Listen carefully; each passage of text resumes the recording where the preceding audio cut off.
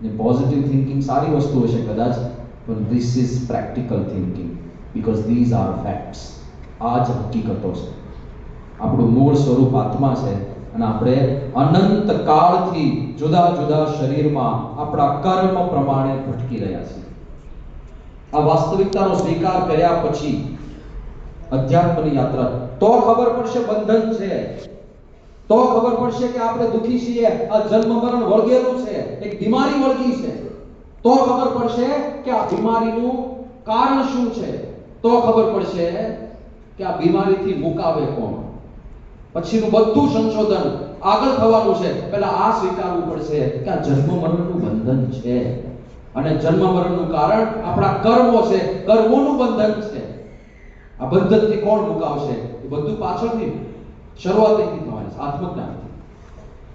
પહેલા તો આ સ્વીકારીએ અને 100% સાચી વાતો છે. આપણા શાસ્ત્રોમાં કાલ્પનિક કથાઓ નથી. પરમ સત્ય સિદ્ધાંતોનું નિરૂપણ ઋષિ મુનિઓએ કર્યું છે. આ ઋષિ મુનિઓ સાધારણ નહોતા. ભારત વર્ષનું જે જ્ઞાન છે એ જ્ઞાન પણ સાધારણ નથી. કોઈને પકડાયું નથી, કોઈને ચર્મચક્ષુથી દેખાતું નથી, એવી વાતો આ લોકો સહજપણે જોતા હતા. પછી જ્ઞાન લખ્યું છે શાસ્ત્રોમાં. ઉદાહરણ તરીકે ચલો ભગવાનનું અસ્તિત્વ સાબિત કરવું. ભગવાન તો બહુ ગૂઢ રહ્યા છે. ગૂઢમ પર બ્રહ્મ મનુષ્ય લિંગમ, બહુ ગૂઢ રહ્યા છે. તો કોઈ નાસ્તિક માણસને ભગવાન છે, ભગવાનનું અસ્તિત્વ છે એવું આપણે ગમે તેટલી આર્ગ્યુમેન્ટ કરીએ તર્કથી નહીં સમજાવી શકીએ. પણ આત્મજ્ઞાન એક એવી વસ્તુ છે, આત્માનું અસ્તિત્વ એવી વસ્તુ છે, પુનર્જન્મ એવી વસ્તુ છે જેના પ્રસંગો બને છે દુનિયામાં. બધાની બુદ્ધિ બંધ થઈ જાય છે. કેમ? માન્યા વગર છૂટકો નથી. 1, 2, 5, 25 નહીં, હજારોની સંખ્યામાં પ્રસંગો બને છે. દાખલા તરીકે એક પ્રસંગ 2018માં ભારત દેશની અંદર ભૂટાનથી એક છોકરો આવ્યો અને એ છોકરો પરાણે એના દાદીમાને એના માતૃશ્રીને લઈને આવ્યો હતો કે મારે નાલંદા યુનિવર્સિટી જવું છે કારણ કે ત્યાં હું પ્રોફેસર તરીકે ભણાવતો હતો. છોકરાની ઉંમર કેટલી હતી ખબર છે? 3 વર્ષની. 3 વર્ષનું બેબી બેઠું છે ને, 3 વર્ષનું છોકરો. આની ઉંમર કેટલી છે? આ કેવડો છે બેટા? કેટલી ઉંમર થાય? 6. ઉભો થા. આ 6 છે એટલે આની અડધી ઉંમર. આમ ફરી જો, આમ ફરી જા, આમ ફરી બધા જેસાણ કર. આ 6 નો છે એટલે 3 એટલે આનું અડધી હોવું જો. હવે આ ઉંમરે આપણે 3 છે પણ 6 કહીએ. આ ઉંમરે બાળક જીદ કરે. કોણ હતો એ છોકરો ખબર છે? ભૂટાનના રાજ પરિવારનો સભ્ય. ભૂટાનમાં રાજાશાહી છે.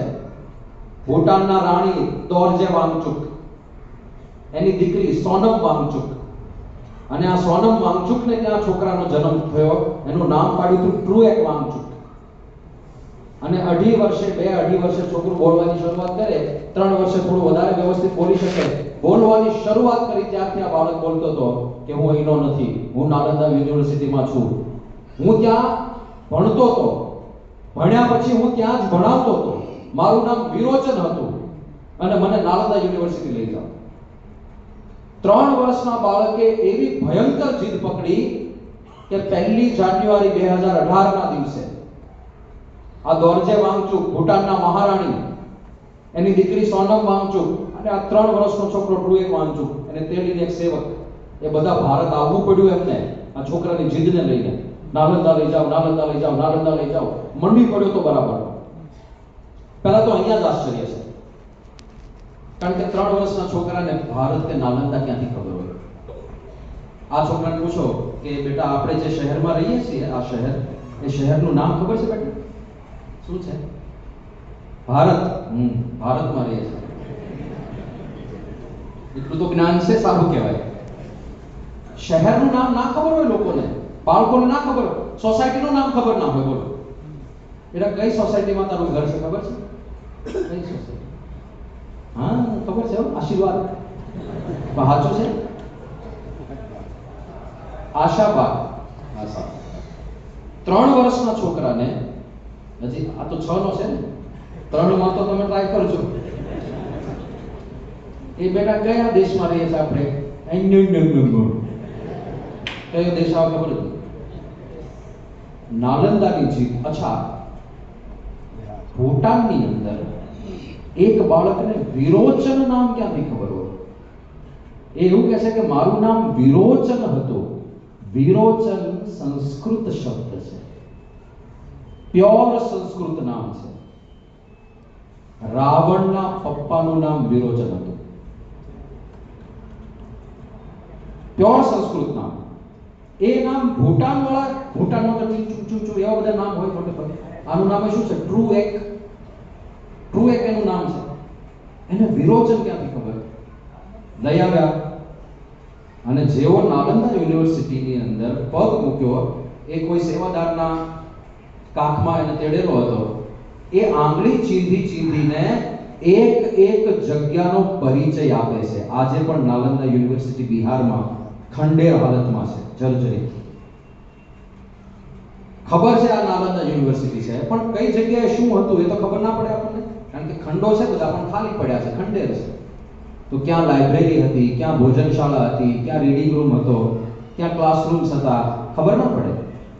આ છોકરાએ જેવા કેમ્પસમાં પ્રવેશ કર્યો, પહેલું વાક્ય એ યુનિવર્સિટીની હાલત જોઈને એવું બોલ્યો કે આ તો ખંડેર થઈ ગઈ. કારણ કે એના મનમાં કઈ યુનિવર્સિટી હતી? જ્યારે ભણાવતો હતો ને હરીભરી યુનિવર્સિટી, કે આ તો ખંડેર થઈ ગઈ. પછી એને પૂછ્યું કે ક્યાં શું હતું?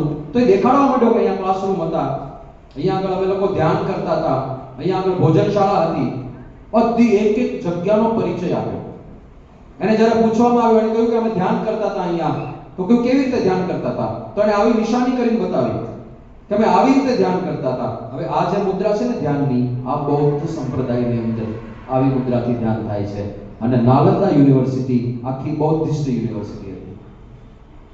બધું મેચ થાય છે, બધું એડઅપ થાય છે. પેલો છોકરો એક જગ્યાનો પરિચય જાણે વર્ષોથી નાલંદા યુનિવર્સિટીને ઓળખતો હોય એવી રીતે કેમ્પસમાં આટા મારે છે. બાકી બાળકને કોઈ અજાણી જગ્યાએ મૂકી દો, એ જાણીતી જગ્યાની જેમ આટા ના મારી શકે. હવે આ બધી એવી વાતો છે જે સ્વીકારવી જ પડે. તમે જાઓ ક્યાં? આવા અનેક પ્રસંગો બને છે. ઢગલાબંધ યુનિવર્સિટી ઓફ વર્જિનિયા છે અમેરિકાની અંદર.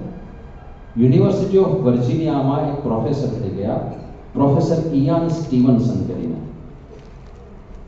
આ ઇયાન સ્ટીવનસને આ એક પ્રોજેક્ટ હાથમાં લીધો હતો કે ભારત દેશવાળા પુનર્જન્મમાં બહુ માને છે, જરાક આપણે રિસર્ચ કરીએ.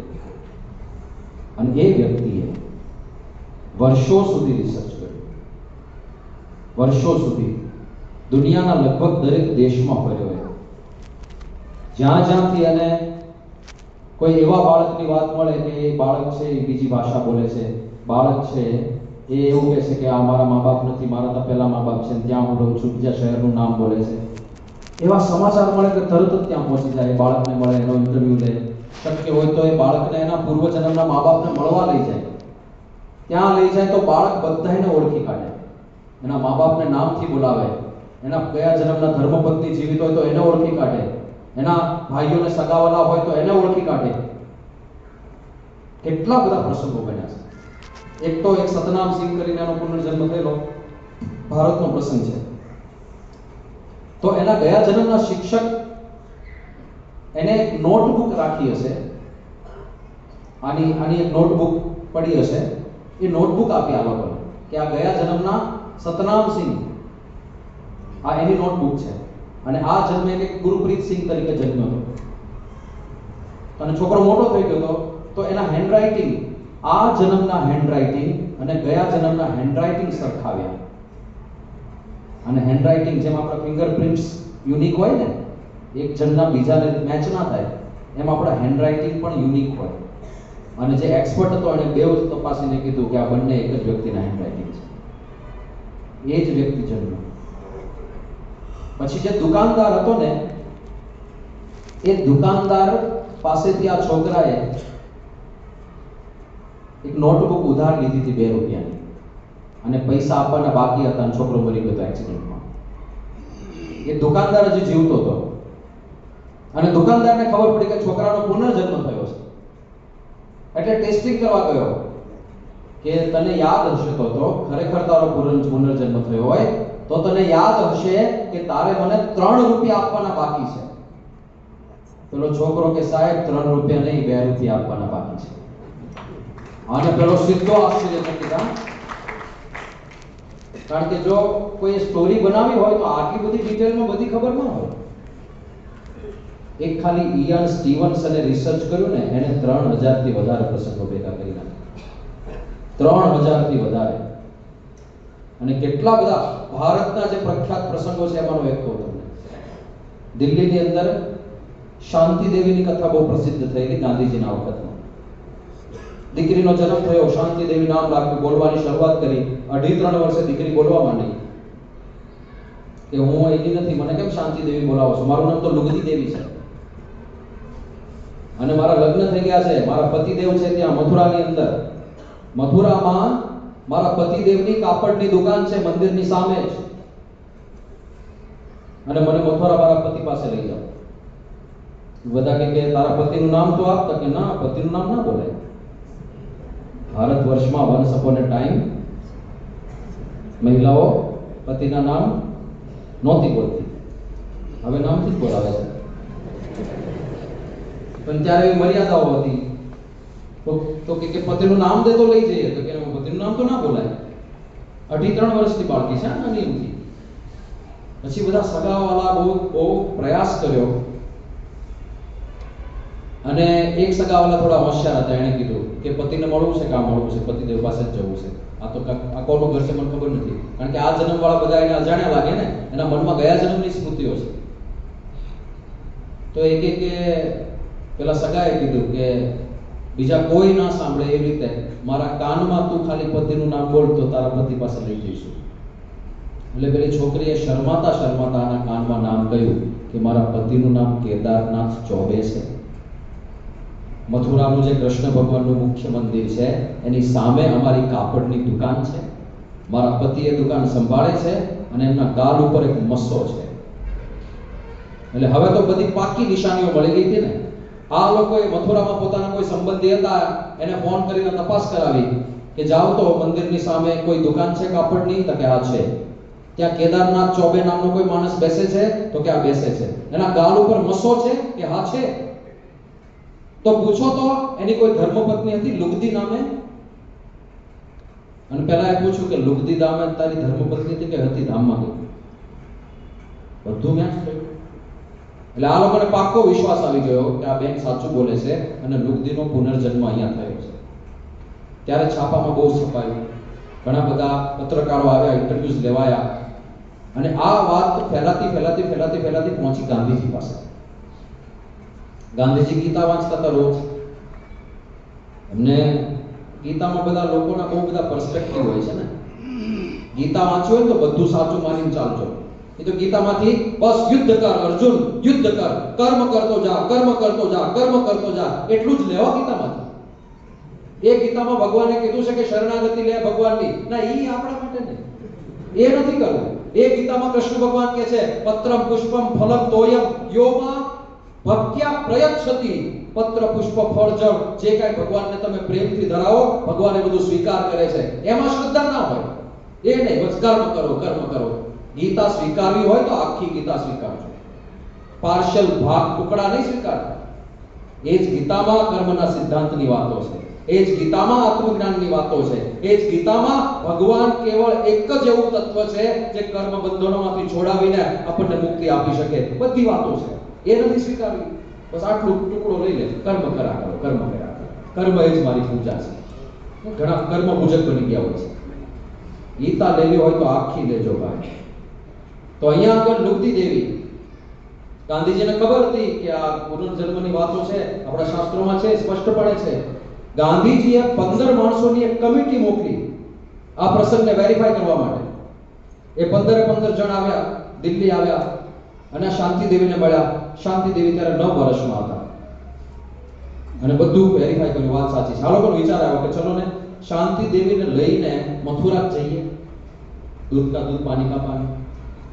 કારણ કે ખરેખર આ સાચું હોય તો બધાને ઓળખી જશે અને જે કઈ નાના મોટા વેરિફિકેશન આપણે લેવા છે લઈ લઈશું. તો આ 9 વર્ષની બાળકીને લઈને આ બધા પહોંચ્યા મથુરા. પહેલી વાર પેલી છોકરી મથુરા જાય છે અને મથુરાજી સ્ટેશન પર ઉતરીને બહાર નીકળ્યા અને પેલી 9 વર્ષની બાળકી દોડી સિદ્ધિ. 9 વર્ષની બાળકી એટલે ચોથા ધોરણમાં ભણતી બાળકી હોય.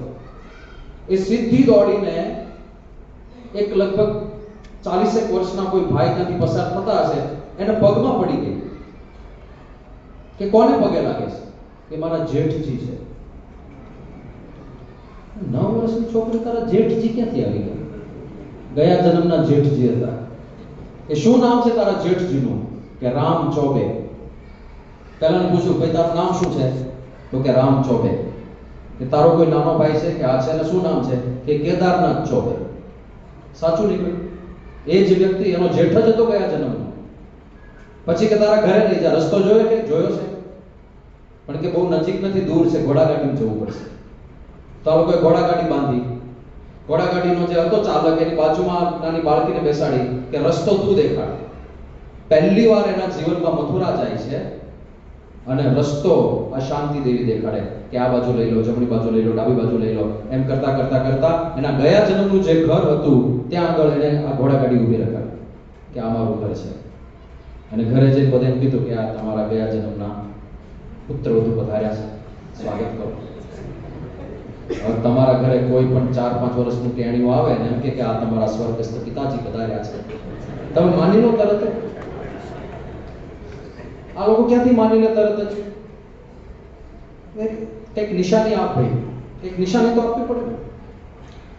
એણે કહ્યું કે હું લુપ્તી દેવી હતી જ્યારે આ ફળિયું છે ને, ઘરનું ફળિયું, અહીંયા આગળ એક કૂવો હતો અને રોજ સવારે હું વહેલા ઉઠીને કૂવામાંથી પાણી સીંચતી હતી અને કૂવાના કિનારે બેસીને સ્નાન કરતી હતી. અહીંયા આગળ જ અહીંયા કૂવો હતો, અત્યારે નથી પણ પહેલા હતો. અને જેવું પરિવારજનોએ આ સાંભળ્યું, હવે કૂવો તો છેલ્લા 5-6 વર્ષથી પૂરી દીધો છે. પૂરી નથી દીધો પણ ઉપર સ્લેબ ભરી દીધો છે. અને કોઈ આવી ઘટનાને 5-6 વર્ષ થઈ ગયા હોય ને પછી તમે ભૂલી પણ જાઓ કે અહીંયા કોઈ પહેલા સ્નાન કરતું હતું. લુગદીને 9 વર્ષ જૂની સ્મૃતિ છે કે હું અહીંયા કૂવાના કિનારે સ્નાન કરતી હતી. બધા પરિવારજનોએ સ્વીકાર્યું કે વાત સાચી છે. લુગદી રોજ સવારે આ જ કૂવામાંથી પાણી સીંચીને અહીંયા બેસીને સ્નાન કરતી હતી. વાત એની સાચી છે. પછી કે બીજી કોઈ નિશાની આવે તો ઘરમાં ગઈ અને જો એનો અને કેદારનાથ ચોબેનો જે રૂમ હતો ને એ દેખાડ્યો કે આ અમારો રૂમ છે.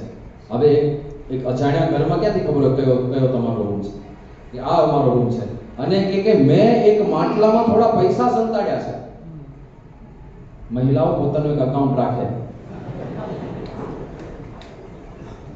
એટલે એમણે માટલાની અંદર થોડા પૈસા મૂકીને કબાટની નીચે બખોલ હશે, એ બખોલમાં માટલું શેરવી દીધેલું. તો કે મેં માટલામાં પૈસા સંતાડ્યા છે. જો કોઈ કાઢ્યા નહીં હોય ને તો હજી ત્યાં પડ્યા હશે. 9 વર્ષથી માટલું ત્યાં પડ્યું છે અને કોઈ અડ્યું નહોતું. આપણે તો દિવાળી ઘર સાફ થતું હોય, ડીપ ક્લીનિંગ, બાકી આમ ફ્લોર ને બધું સાફ થતું હોય, તો પેલું માટલું કોઈ કાઢ્યું નહીં હોય. આ બેને માટલું કાઢ્યું અને અંદરથી પૈસા નીકળ્યા, એ પણ સાચું પડ્યું. એટલે આ બધું ઘરે તો બધા કન્વિન્સ થઈ ગયા કે આ તો લુગદી જ છે 100%. કેદારનાથ ચોબે આયા પછી મહવાળા ભાઈ અને કે આ બધા પરિચય, આ તમારા ગયા જન્મના ઈવડા ઈ.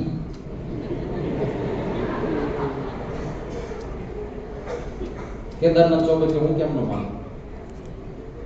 કંઈક એવી નિશાની આપ જેનાથી હું કન્વિન્સ થઈ જાઉં. કારણ કે આ બધી વસ્તુ તે કીધી ને કે કૂવો હતો ને લુગદી નાતી હતી, એ તો આજુબાજુમાં પૂછપરછ કરીને કોઈ કહી પણ શકે. પણ કંઈક એવું પાક્કું એવિડન્સ મને વાત કર તો હું માનું, બાકી હું ના માનું. બુદ્ધિશાળી માણસો હોય ને, નજર સામે પડતો દેખાય તોય ના માને, એવા હોય છે અમુક. ત્યારે લુગદીએ જે વાત કરી ને કેદારનાથની તો ચોટલી ઊંચી થઈ ગઈ. લુગદી મરી હતી કેવી રીતે કે પુત્રનો જન્મ થયો અને એ સમયે કાંઈ મેડિકલ ફેસિલિટીઝ એટલી સારી નહોતી, તો પુત્રનો જન્મ થયો ત્યારે જ વધારે બ્લીડિંગ થઈ ગયું અને ડૉક્ટર પાસે લઈ ગયા, પણ ડૉક્ટરે કહી દીધું હતું કે હવે આ બેન નહીં જીવી શકે. અને એ સમયે છેલ્લી વખત કેદારનાથ ચોબેને ડૉક્ટરે કહ્યું હતું કે તમે તમારી ધર્મપત્નીને જે વાત કરવી એ કરી દો, કારણ કે હવે બચશે નહીં. અને કેદારનાથે લુગદી પાસે જઈને આ વાત કરેલી કે આ છેલ્લું છે, હવે તો તું નહીં બચી શકે.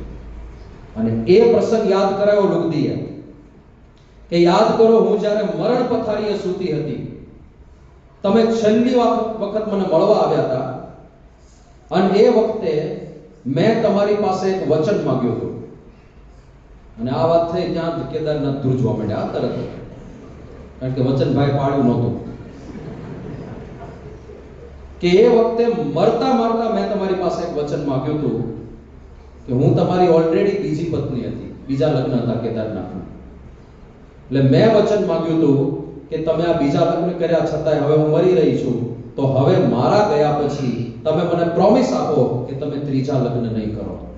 અને કેદારનાથે પ્રોમિસ આપ્યું હતું કે હા હા લુગદી, હું ત્રીજા લગ્ન નહીં કરું. તો લુગદી કે તો આ તમારી ત્રીજી ધર્મપત્ની અહીંયા કેમ ઊભી છે? અને કેદારનાથ ચોબે નીચું જોયા સિવાય બીજો રસ્તો જ હતો નહીં એની પાસે. બધાએ સ્વીકારવું પડ્યું કે આ જ લુગદી દેવી છે. બાકી આટલી ડિટેલમાં વાતો ક્યાંથી ખબર હોય? આવા 2000 થી વધારે પ્રસંગો, 3000 જેટલા પ્રસંગો ખાલી એક જ વૈજ્ઞાનિક ઇયાન સ્ટીવન્સને શોધ્યા છે. બોલો, પરદેશના માણસે. આપણા ભારત વાળા ક્યારે શોધશે ખબર નહીં. આપણે શોધવાની જરૂર નથી લાગે, આપણે ખબર છે ને. આપણે તો ડેઈલી ડાયલોગ્સમાં આવી જાય. છોકરો તોફાન મસ્તી કરતો હોય તો મધરનો ડાયલોગ શું હોય? ખબર નહીં કયા જન્મનું વહેણ લેવા આવ્યો છે.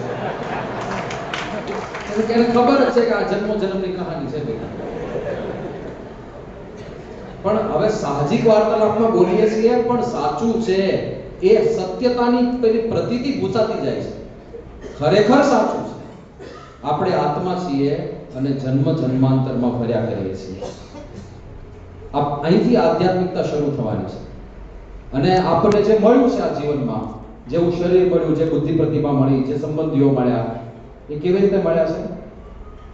સંસ્કારે સંબંધી સર્વે મળ્યા રે, એ છે જૂઠી માયા કેરી જાળ, અંતકાળે સગું નહીં કોઈનું રે. સંસ્કારે સંબંધી મળ્યા છે, આપણા પૂર્વ જન્મના સંસ્કાર પ્રમાણે મળ્યા છે. જે તમારા બાળકો બન્યા હોય, કે જે તમારા મિત્રો બન્યા હોય, કે જે તમારા મા બાપ બન્યા હોય, જે તમારા પુત્રો બન્યા હોય, જે તમારા ભાઈઓ બન્યા હોય, એ બધા સાથે પૂર્વ જન્મનો કોઈક નાતો છે, કોઈક સંસ્કાર છે, એટલે સંબંધી બન્યા છે.